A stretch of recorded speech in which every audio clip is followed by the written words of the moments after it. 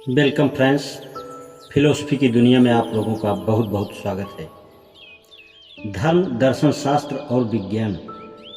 यूनानवाद का एक लक्षण यह भी था कि विभिन्न देशों और संस्कृतियों की सीमाएं धूमिल और अस्पष्ट होकर मिटने लगी। इससे पहले यूनानी लोग रोमवासी, मिस्री लोग बेबीलोनियावासी, सीरिया देशवासी और फारस के लोग अपने राष्ट्रीय धर्म के अंतर्गत आने वाले देवताओं की पूजा करते थे। किंतु अब विभिन्न संस्कृतियां एक जगह मिल गई और लगा कि धार्मिक, दार्शनिक और वैज्ञानिक विचार चुड़ैलों की कड़ाही में इकट्ठे पक रहे हैं। हम शायद यह कह सकते हैं कि शहर के चौराहे का स्थान विश्व मंच ने ले लिया। शहर का पुराना चौराहा अभी भी आवाज़ों से गुंजायमान था, जहां बाजार में नई नई चीज़ें लाई जाती थीं और अलग अलग प्रकार की सोच और विचार भी लाए जा रहे हैं। नया पहलू यह था कि शहरों के चौराहे दुनिया भर के सामानों और विचारों से भर गए थे। आवाज़ें कई अलग अलग भाषाओं में से आ रही थीं। यह बात हम पहले ही कह चुके हैं कि अब पहले के यूनानी संस्कृत के क्षेत्रों की तुलना में यूनानी जीवन दर्शन अधिक व्यापक और विस्तृत हो गया था। किंतु जैसे जैसे समय आगे चला, पूरब के देवी देवता भी सारे भूमध्य सागरीय देशों में पूजे जाने लगे। नए धार्मिक संगठन पैदा हुए जिन्होंने पुराने राष्ट्रों के अनेक देवताओं एवं विश्वासों से प्रेरणा प्राप्त की। इसे संकलनवाद, सम्मिश्रणवाद अथवा मतांतरों का घालमेल कहते हैं। इससे पहले लोग अपने लोगों और अपने शहर से बड़ा जबरदस्त लगाव महसूस करते थे। जैसे जैसे देशों की हदें और सीमाएं मिटती गईं, अधिकतर लोग अपने ही जीवन दर्शन के प्रति संदेह और अस्थिरता अनुभव करने लगे। उत्तर पुरातन काल, लेट एंटीक्विटी के सामान्य लक्षण धार्मिक संदेह, सांस्कृतिक विघटन और निराशावाद के रूप में उभरकर ऊपर आए। यह कहा जाता था कि संसार बूढ़ा हो गया है।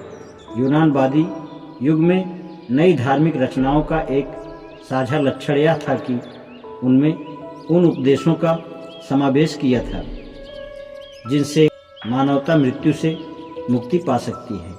अधिकांशतः यह उपदेश गुप्त होते थे।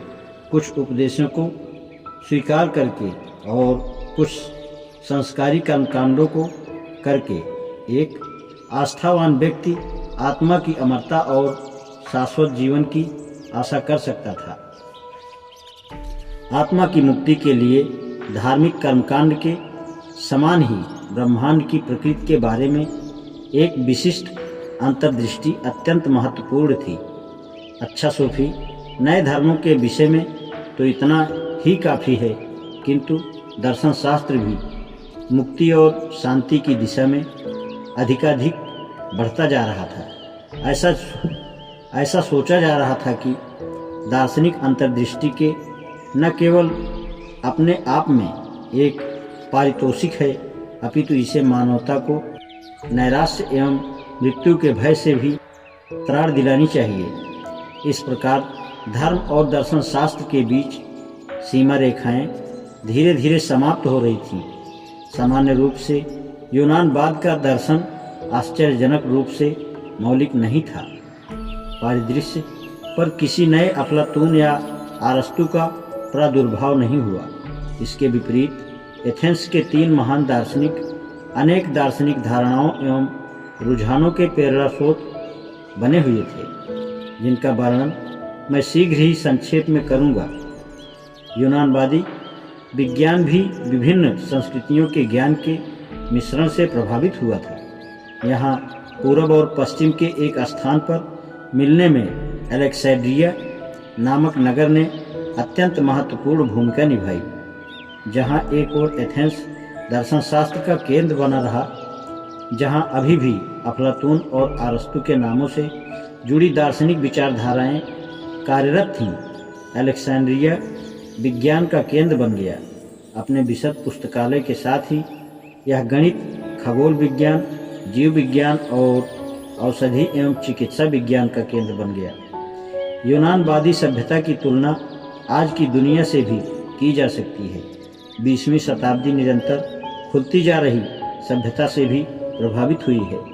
हमारे अपने समय में इस खुलावट का परिणाम यह हुआ कि धर्म और दर्शन शास्त्र में बहुत बड़ी उथल पुथल हुई और जिस प्रकार ईसाई युग के प्रारंभ के आसपास यूनानी, मिस्री और पूरब के धर्म रोम में देखे जा सकते थे, उसी प्रकार आज जैसे जैसे हम 20वीं शताब्दी के अंत की ओर बढ़ रहे हैं, यूरोप के सभी बड़े शहरों में दुनिया भर के धर्मों को पाते हैं। हम आजकल एक चीज़ और भी देख सकते हैं कि किस प्रकार जीवन दर्शन के बाजार को पुराने और नए धर्मों, दर्शन शास्त्रों और विज्ञानों के सम्मिश्रण के आधार बनाया गया। वास्तव में नए ज्ञान का बहुत बड़ा भाग पुराने विचारों से ही आता है, जिसकी जड़ें अतीत में यूनानवाद तक जाती हैं। जैसा मैं कह चुका हूँ, यूनानवादी दर्शन उन समस्याओं पर विचार करता रहा जिन्हें सुकरात, अफलातून और अरस्तु ने उठाया था। इन सभी में यह जानने की इच्छा समान रूप से विद्यमान थी कि मानवता के लिए जीने और मरने का श्रेष्ठतम ढंग क्या हो सकता है। वे नैतिकता के प्रश्नों पर विचार कर रहे थे। नई सभ्यता में यह मुख्य दार्शनिक प्रोजेक्ट बन गया। मुख्य जोर सच्चे सुख को जानने पर दिया जा रहा था और इस बात पर कि इसे कैसे प्राप्त किया जा सकता है। हम इनमें से 4 दार्शनिक रुझानों पर दृष्टिपात करेंगे। आज इतना ही, शेष कल। धन्यवाद।